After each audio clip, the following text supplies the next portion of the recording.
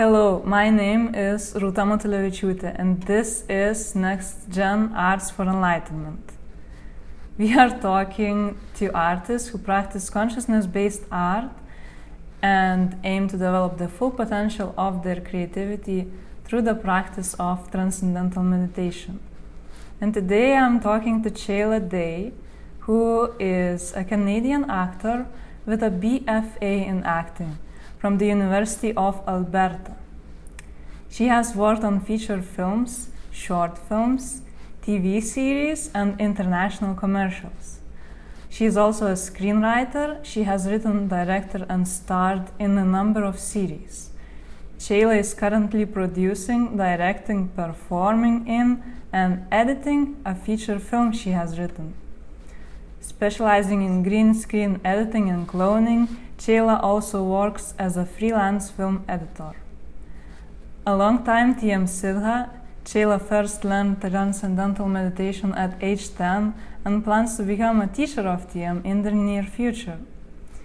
She is passionate about film and television that promote unity and equity in the global community. Thank you so much for being here, Chayla. It's an honor. Thanks for having me. How did you become interested in acting? Well, I was really lucky to go to a fine arts elementary school, and then I actually went on to a fine arts junior high and high school as well. But in elementary school is when I really started my passion for acting, and there were auditions for just the school play at my school. It was Lion, Witch, and the Wardrobe, and I auditioned and got the role of Lucy. And it was pretty cool because it's just a little fine arts school in Edmonton, Alberta, in Canada, and but we had like schools from all throughout the city come and watch the play. And so we had about, I think, 10 schools come. So we did like these 10 performances, which, for a 10-year-old was kind of a big deal. And I remember there was this time, it was just in our school gym that we performed it. But because it was in the gym, we had these sort of like 4 flats with scenery in the corners of the gym. And that's where all the like little students, little student actors would hang out until it was their time to go out on stage.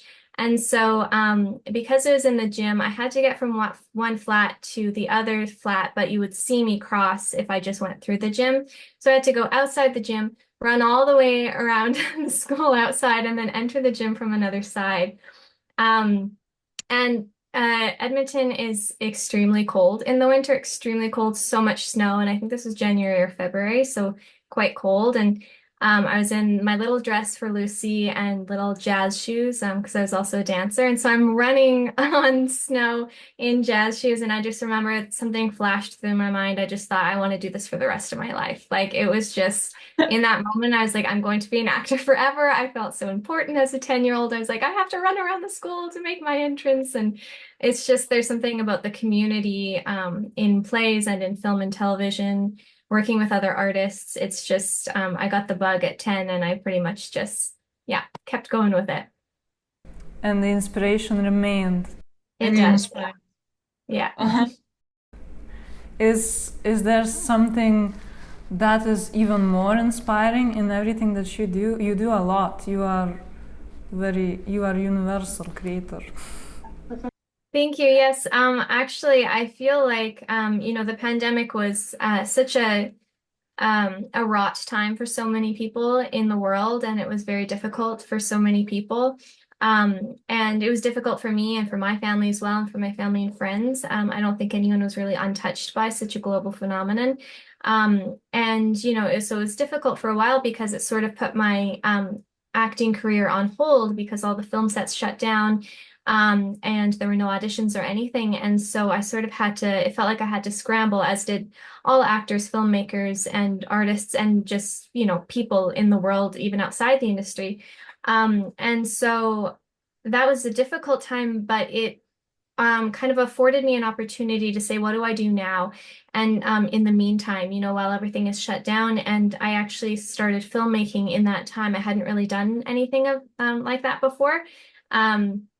but I started writing and I just said to myself, okay, this is a time to pause and to go inward and to really reflect on what what my values are in life, what kind of art I want to create, what kind of person I want to be, what kind of artist I want to be. And I just sat down and I started writing a lot. And I initially just wanted to sort of write myself scenes to even add things to my demo reel. I felt quite like pretty confident with my demo reel at the time, but there were certain kind of holes in it I wanted to add to. So I started writing multiple scripts, and one script in particular that I just kind of started focusing on was COVID on the Couch, which is a web series that I created. And I just put it up on my YouTube channel. You know, it was just something for me to kind of get myself back into acting. But what happened sort of by accident is I became just extremely enamored with filmmaking. I never thought I'd ever encounter anything I liked as much as acting, or even more than acting. I'd say it's still fairly equal. I still have such a passion for acting, but um, doing that web series then kind of inspired me to move on to what I thought was going to be another series, but has kind of turned into a feature film that I'm working on right now. It's a whole new set, and I'm working with my father, who's a retired video producer, again on this project. And there's just something about writing your own words, telling stories that you care about, playing roles that I feel comfortable with. It has really it's really inspired me to realize I don't just want to act in life. I want to act my own words. I want to direct my own productions. And of course, I still want to be part of other people's productions, other people's films. I love doing that because I love collaborating with other people. But it's really, the pandemic kind of gave me the opportunity to sit back and say, what else can I do? How can I still make art? How can I create my own art? And it just really, yeah, inspired me to become a filmmaker, and that'll never go away. You know, I was inspired to be an actor at 10, and I guess inspired to become a filmmaker in my 20s, and I just don't think, yeah, that'll ever go away. Absolutely. I think it's kind of a natural extension because you have so much experience from your acting. Then you know the set, how everything goes, you know how you look at the cameras, how everything is prepared, you know the lighting, you know wardrobe, makeup, everything. So Yeah. I think it is just natural to expand like that. Yeah, thank you. And it also was an opportunity for me to realize that anything you want to do in life is absolutely possible. Anything you want to learn is absolutely learnable.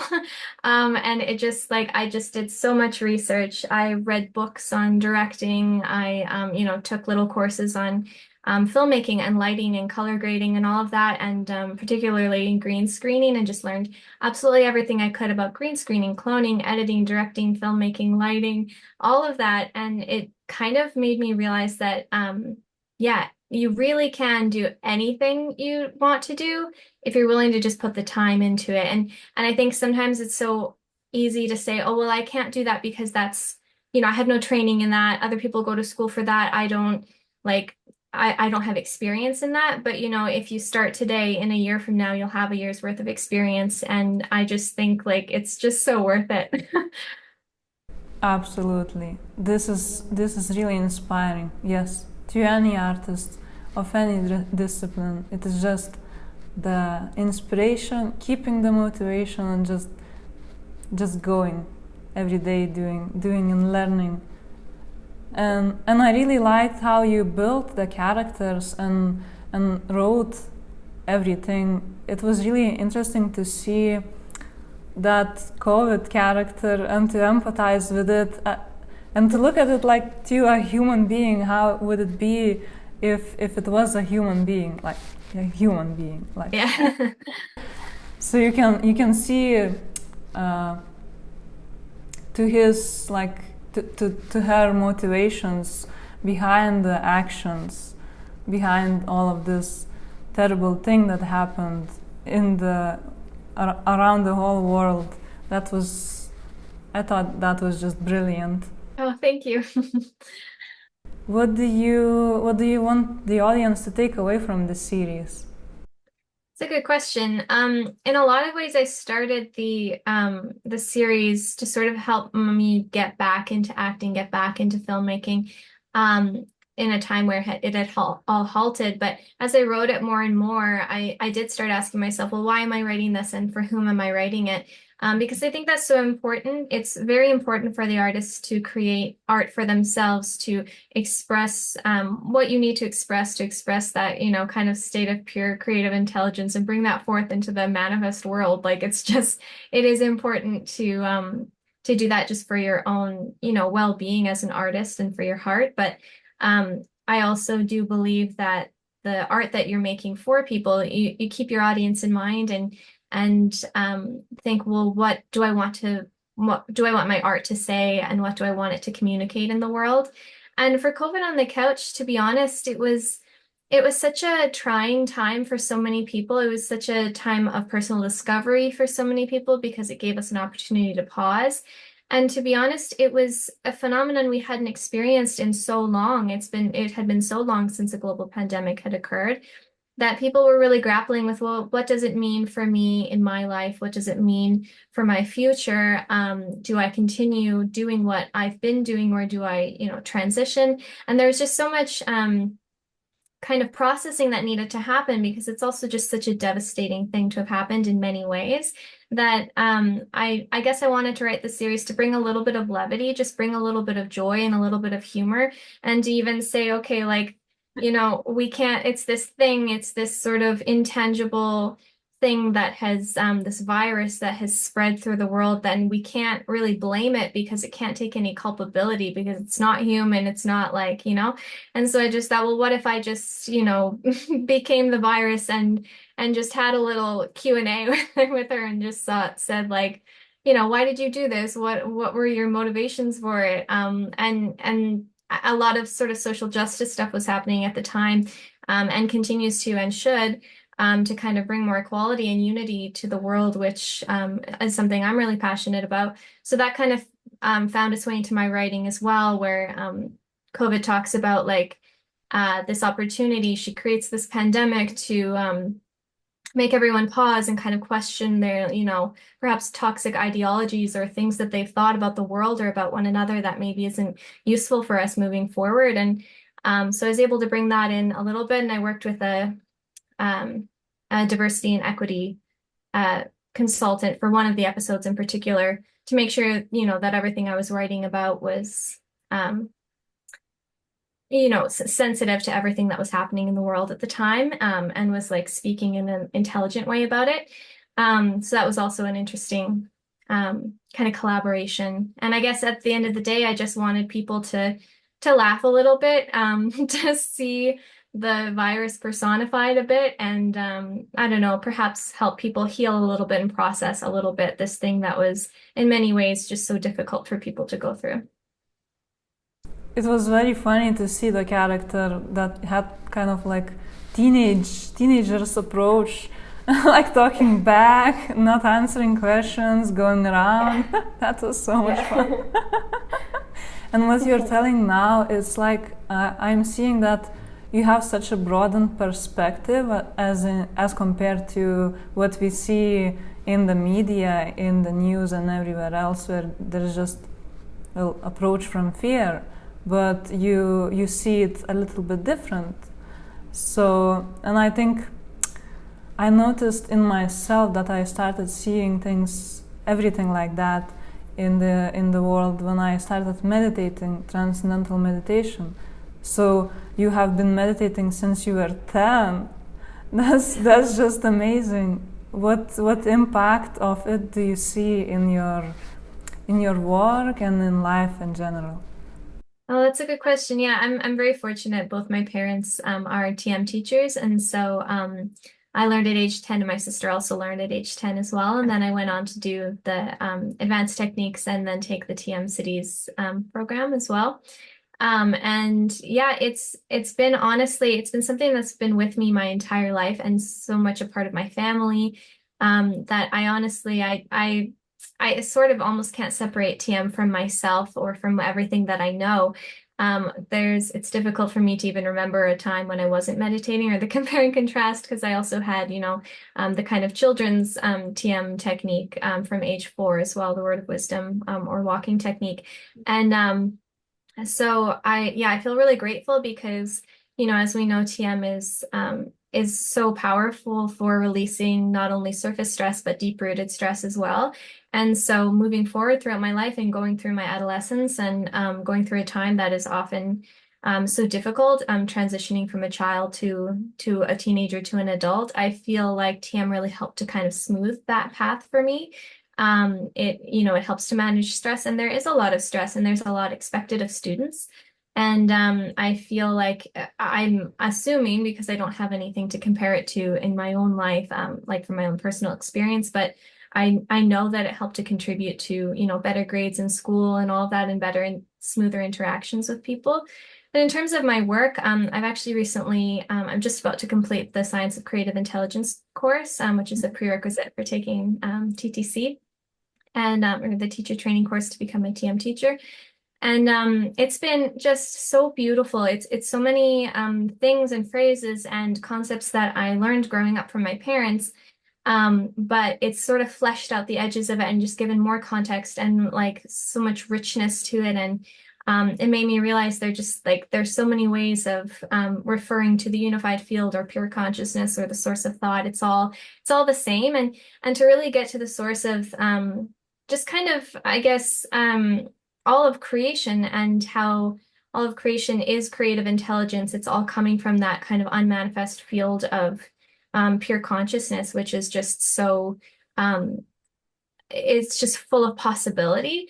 It was really inspiring to me to realize, okay, well, that's where the source of my creativity comes from. It's literally creative intelligence. And to know that that's where the ideas I have for my scripts, the ideas I have for any kind of character I'm creating from other people's scripts, that's where the inspiration comes from that source of thought, from the state of, pure consciousness. And to be able to practice transcendental meditation twice a day, every day, and access that field of, pure consciousness and bring that further and further into a more established state of being, like in our everyday lives, it's a huge gift. It's something I honestly, I have no words for the gratitude I have for it and the impact it has on the art that I create, because it feels like there is this kind of endless uh, endless reservoir sort of creativity that I can draw from.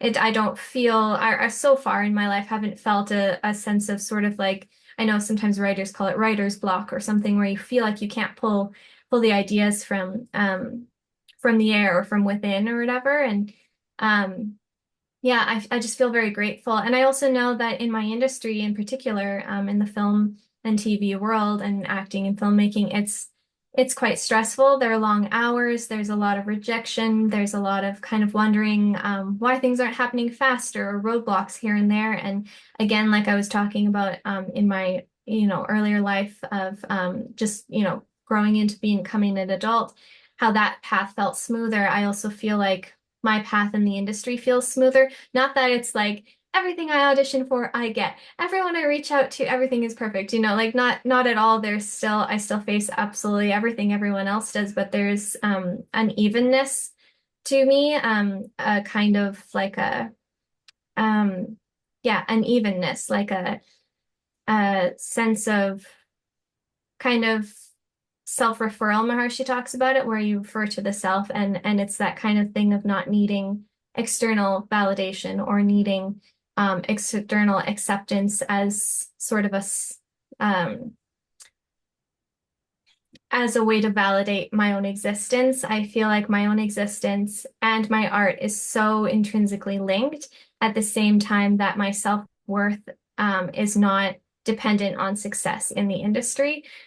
Because I have that self-referral, consciousness from meditating twice a day, and I have that sense of confidence in myself and joy and acceptance in the world, and just the bliss that TM brings with that. So I do think it helps me to continue in my industry, because a lot of times I feel like you kind of hit a wall where you think, oh, maybe I'll just quit, it's so hard. But just having this ability to release the stress twice a day, every day, and say, okay, I'm going to try again tomorrow. I'm going to try again tomorrow. So. Yes, I think this is so important to artists, because there are so many of us, and so many projects are happening, and to hear no, at first at least, it can be a little bit, oh, is this my art that is bad? Am I bad? No, maybe it's just not the right opportunity. Yes, exactly. And if I do feel like if you audition for something or you apply for some job or something in the arts world and it doesn't work out for you, you don't want to work with those people who don't want to work with you, because I just feel like it's important to have a community who recognizes the value you bring and you recognize their value. And it wouldn't be that much fun to work with someone who didn't really want to work with you, you know, and at the end of the day, there's never anything personal about it. It's just what they're looking for the project and what you can bring. And you just bring, you know, your best, you just put your best foot forward, and you can do some brilliant work, but it's just not right for the project, and that's okay. And something better is waiting for you, probably. Oh, absolutely. Yeah. You mentioned taking Science of Creative Intelligence course. Do you feel that learning the knowledge is helping you maybe understand creative process better and making it more like grounded and more? Yeah, that's a great question. I do find that actually.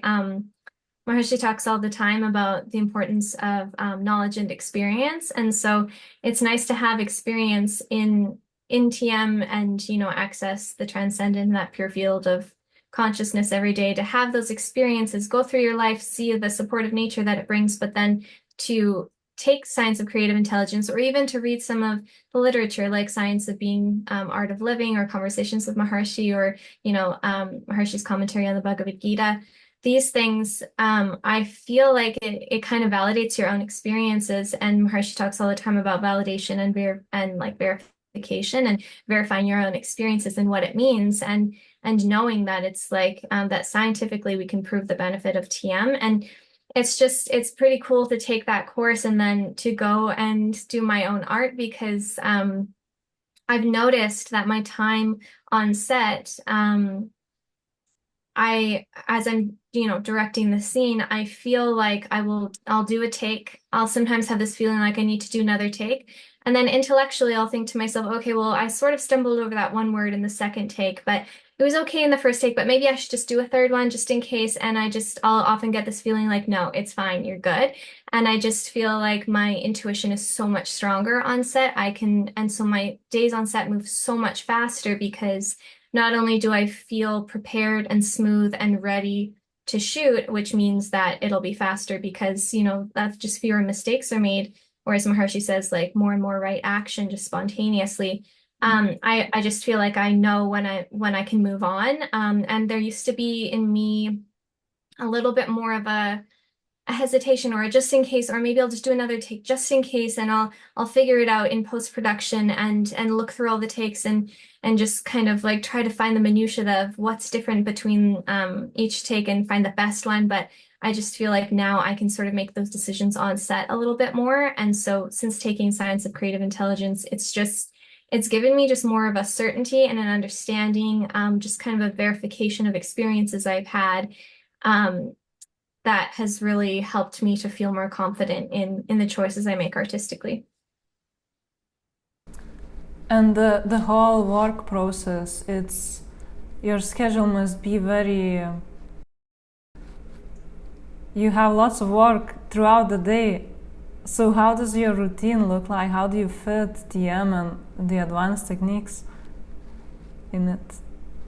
Yeah, you know, I think a lot of times when people hear about TM and meditating twice a day, they think like twice a day, I can't even do once a day, you know, and that's understandable, because TM is so different in its approaches, in its effortlessness, and in its benefits and what it gives to you, that you sort of crave it, you know. It's like it sets your day up so well, and it ends your day so well, and removes the stress before your day begins, and removes the stress of your day at the end.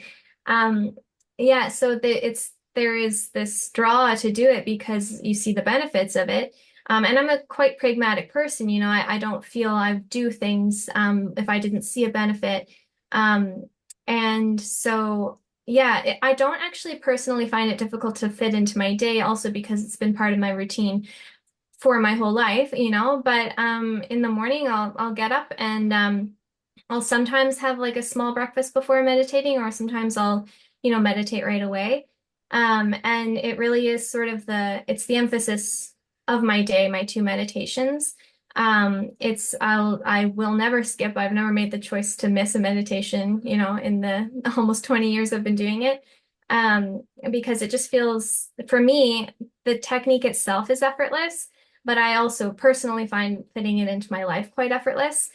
In terms of like, there is planning that has to go into it. You know, you have to wake up at a certain time in order to do your meditation before you have to be somewhere. But yeah, I'll get up, I'll meditate, and then I'll usually do a few hours of work in the morning. Often, if it's not a shoot day for me, I'll often be doing shot lists or you know, editing. In the initial stages of my film, I'd be editing the script more, but I'll do shot lists, and I'll because I'm playing again in this feature film, I'm playing multiple clones in this one, and so I'm playing the roles again, all of them. I have to create audio tracks for myself, so I'll create kind of a master audio track that has the perfect timing that I want of how the lines need to be, you know, delivered time-wise. And then I put in AirPods, grab another phone, listen to the full recording through my AirPods, and then record only half the lines on my other phone. Just an old phone that is still sort of working.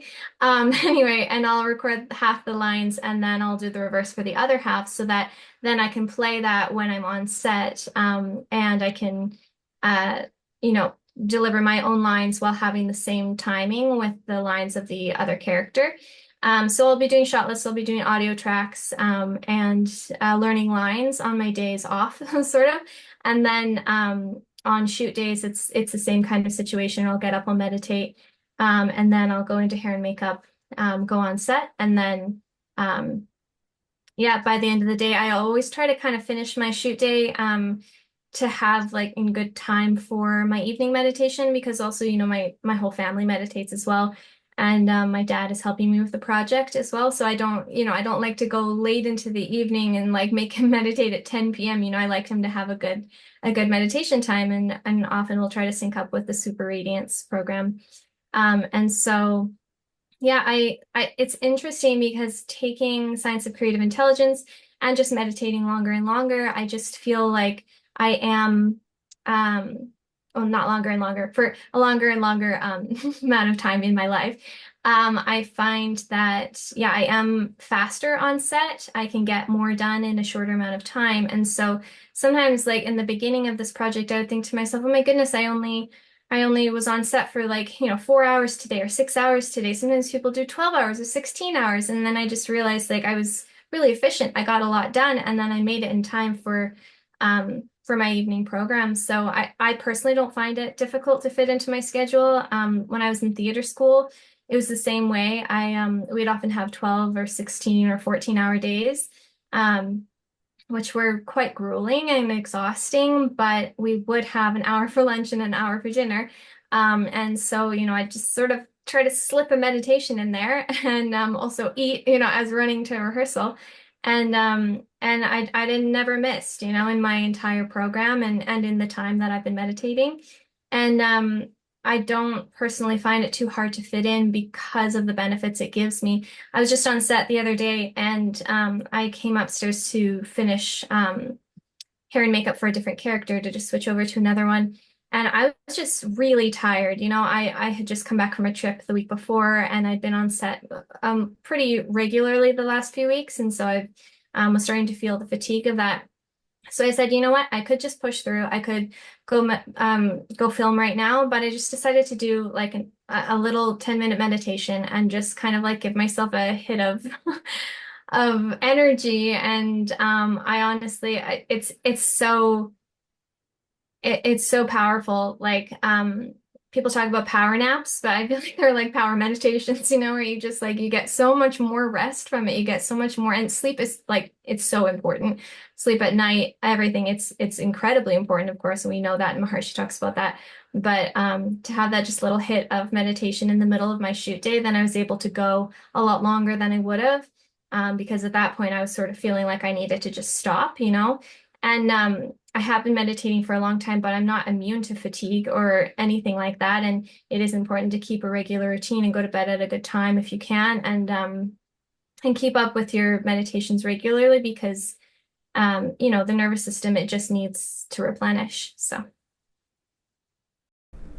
this is very powerful. It's like when I hear this, it is like when you meditate, you can make what people do in 12, 16 hours, you can make in 4. That is the level of efficiency, and that is the power that you take from that field of all possibilities.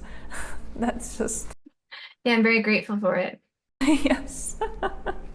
And that is an amazing benefit, but you say you want to become a transcendental meditation teacher. What other inspirations for that do you have? Yeah, I've always wanted to, my parents both being TM teachers. And as well, actually, no, when I think about it, when I was a kid, I don't think I wanted to necessarily be a teacher. I for sure wanted to meditate. I wanted to get the cities. But I didn't really have this sort of like passion to go and teach. I think I was also focused on being a student myself, focused on my career at the time. And of course, acting and filmmaking, it is my, main passion, and that is my main career. But as I think it was when I learned the cities that I thought, oh, I think I want to go on TTC. I want to be able to teach this to people. And even just, talking with my friends about it, they'll often say, well, can you teach me? And I'll just say, well, I can't, I don't know how to teach people. There's like a very specific procedure you go through to learn how to become a TM teacher, and you learn the knowledge and you know how to teach people specifically for their individual nervous systems and what they require from TM. And so, that's when I kind of got the passion where I was like, oh, I'd always have to refer them to my mom or to another TM teacher in their city.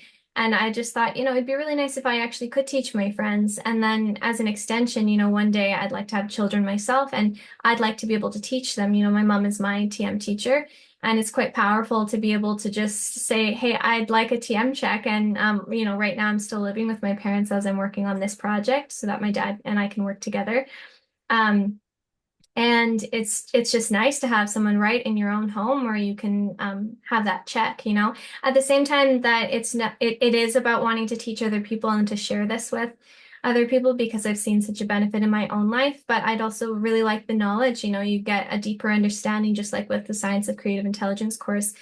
You get a deeper understanding of just all that TM encompasses, and the benefits of all of that. And I feel like that's also quite powerful for your own evolution as a human being. So those are my main inspirations to, teach other people something that has been so powerful for myself, and then to get that that knowledge for myself as well, a deeper understanding. Oh yes, I can share that I also want to become a TM teacher. And for me, I relate to everything that you're saying right now. And there's that saying, to whisper the infinity, that you are able to do that, and it sounds so rewarding, and so it is an absolute honor and like a gift to be able to give that to other people. It's just so beautiful. Absolutely, I agree. Do you have some very prominent experiences in TM that have affected your work? I think so, yeah. Years ago, I was living in Toronto for a while, acting before the pandemic happened. I moved back to Edmonton during the pandemic, but I was living in Toronto for a long time. And while I was there, I remember I was walking down the street, and all of a sudden there was this feeling that just everything around me was the same as myself. It was as though like all the street signs and all the storefronts had my name on it. It felt like everything was the same as myself. And and that experience has continued to this day for me, in that just everything around me feels, that kind of self-referral feeling. And that kind of experience is possible for everybody. And so many people experience that same sort of feeling or a flavor of that. I think we do become more and more in tune with what is around us. And as we, work our way through our own evolution of consciousness. And so I know I'm not unique in that type of experience. Um, and that has really influenced my art for sure, because it makes me feel, it might sound cheesy or cliche to say just sort of at one with everything, but there is that feeling that, everything is going to be okay, that there is nature support, that we are not separate from, anything in our environment or anyone in our environment, and there is no separation, therefore, between us and that, the unified field or field of pure consciousness, in that kind of place of or the source of thought. There is no separation of that between us ultimately, and that's what our experience of TM fosters in us more and more, of kind of the realization of that, or the experience of that, and bringing that and establishing that more and more into our everyday lives. That's for sure helped in my art, because it just sort of, I guess, it gives me this feeling like everything's going to be okay, that there is supportive nature, that the choices I make, I feel more and more are that sense of right action. And so it feels like things are smoother, and that the choices I make, I'm less hesitant, and I trust my instincts more. So yeah, I'd say that's an experience that has really benefited me artistically and just in my life. It sounds like a very powerful, very deep experience. Do you feel that feeling of transcendence, well, being in transcendence, do you feel that coming out into your waking life a lot too? Do you experience that often? Yeah, and I think that that's possible for everybody, and I feel like that kind of is the goal of TM, is to that feeling of the experiences we have in meditation, or more so that experience of the transcendent, I should say, is that is kind of that's the natural state. That's the state that we're all sort of trying to get back to, like that's the most natural functioning of the human physiology, is to be established in that state of transcendence. And I do feel like I feel the benefit of that in my everyday life, and I've definitely noticed an increase in that kind of experience, particularly since learning the TM Sidha program. I think it was about 9 years ago I learned that, and I remember thinking to myself at the time, I don't really need to learn the cities. I feel like I have like quite good experiences with TM, and like I want to be very clear, like TM is so powerful on its own. It is an incredible technique. But just having the TM Sidha program on top of that, it felt like it like blew my whole world apart, in a positive way. It just felt like, oh wow, I didn't even realize, what I was missing, because also, you learn TM, and then the prerequisites for taking the TM Sidha's program are the 4 advanced techniques. So it takes a little bit of time um, to be able to have those techniques kind of under your belt before you can go on TTC, or CIC, I should say, which is the TM Sidha program. And so, yeah, when I learned that, I really noticed just a difference in my consciousness and in the way I interacted with the world every day in a very positive way. And the course itself is so powerful and very like bonding with the other people you go on the course with. You all know that you've kind of been given this big gift. Enormous gift, huge. When I learned Siddhis, it felt as if I was reborn. It's like I shook off the things that were clinging up to me, and that anything I can do, I could do it. It's just so powerful. Absolutely. Oh yeah, that's a really beautiful experience. And I think I think a lot of people feel that way. It does feel sort of like a rebirth, it's like, and even just learning TM feels that way so often. And because it's such a powerful technique as well, and the basis of everything that we do. And yeah, it does. It just feels like such a kind of breath of fresh air, especially in a world that can be very, difficult to maneuver sometimes. Oh, yes. And that's because I feel that's because we are all capable of anything. And like you said, transcendence, the experience of unboundedness in the waking life is a natural state, but it is just covered by some stress, by some beliefs. So people can get lost, and then they kind of forget that infinite power, infinite possibilities they have. So TM helps to remove those like dust particles, Yeah, and definitely. cities is just it remove. If TM removes with a broomstick, then cities just shakes everything off. Yeah, yeah, absolutely. Yeah, no, I agree. Maharshi talks a lot about, particularly in the Science of Creative Intelligence course, he talks a lot about, watering the root to enjoy the fruit. So you go right to the source of the plant. You don't water the leaves, because you'll water the leaves and you'll notice some benefit. They start to look a little shinier or they don't look so, covered in dirt if they're outside or anything. And you think there is some benefit to having done that. But the root itself, the plant itself hasn't been watered, hasn't been nourished. And so, it's that same notion with TM where we go right to the source of thought. We go right to the source of who we are as human beings. And we nourish that in order to, continue to flourish and grow as people. And so, do you agree with the idea that this experience and this growth in consciousness is reflected in the work of an artist? That the audience can take what you put into your work? Yeah, I think so for sure. I do think that the level of consciousness of the artist, it will just influence the art that they create. And the more and more we come back to that source of thought, the more and more we come back to that source of who we are at the very fundamental basis of ourselves and of everyone. It's a feeling of unity and being, yeah, united with everything in the world.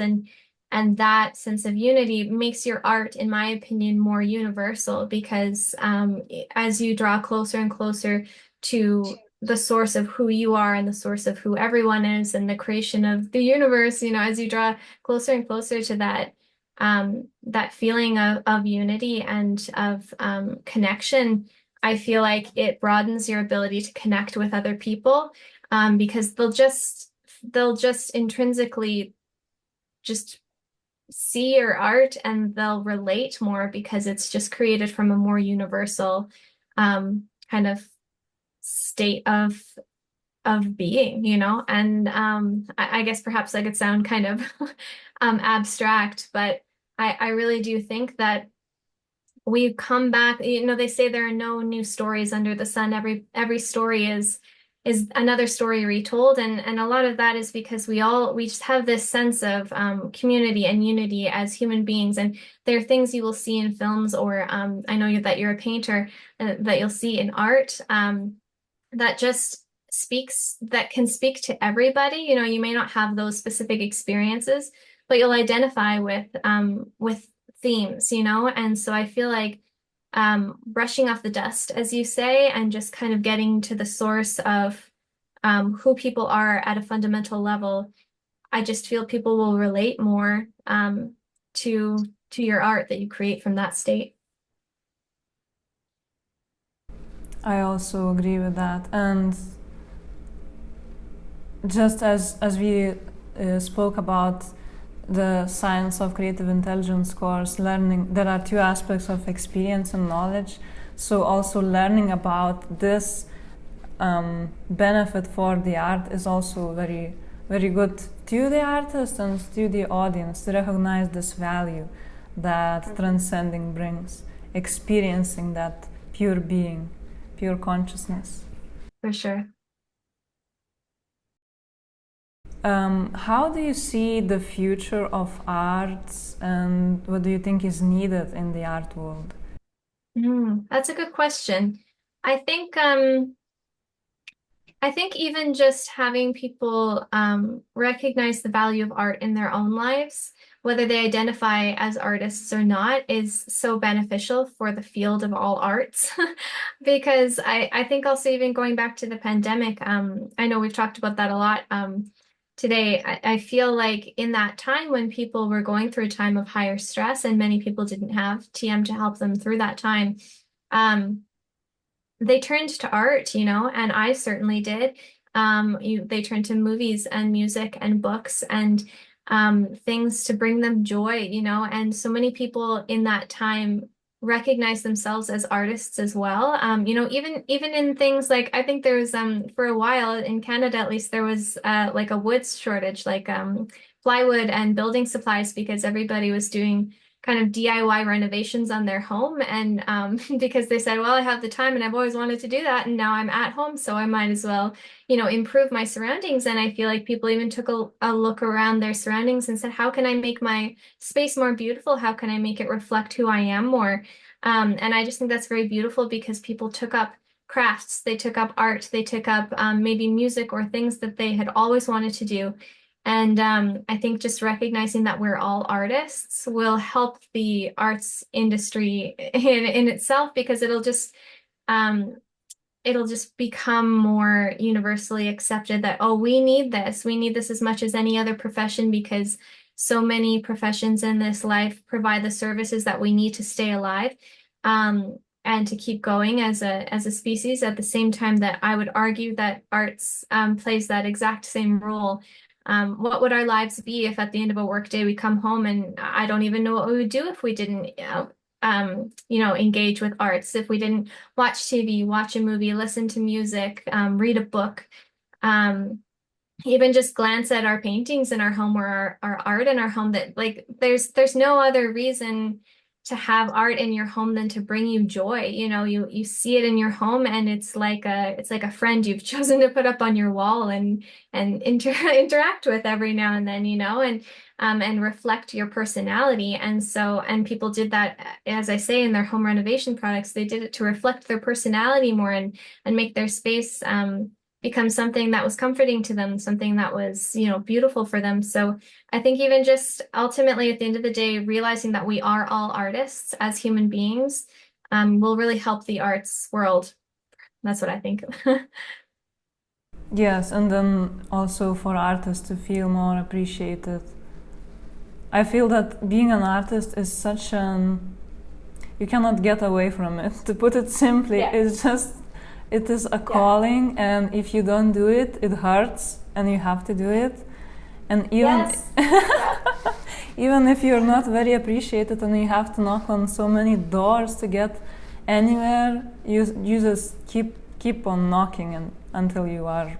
Agreed. Yeah, I was just speaking with my mom the other day, and I was talking about the feature film I'm producing right now, and I just said, I realized the other day that I used to have this ache inside of me. I would feel like it would, as you say, it almost hurts to not create art. I just felt like, and as an actor, when I, identified only as an actor, it was difficult for me because it felt like I had to get permission to do the thing I loved. I had to audition and be allowed to be on set. And it would hurt because, you would only spend so many days on set per year and you want to spend every day on set. It's what you love to do, or it's what I love to do. And I just realized, I said to her, I don't have the ache anymore because I'm creating my own work and I can go on set whenever I want to, whenever the schedule I've set for my film is set for me to film it. And I feel more settled, I feel more at peace, I feel joyful.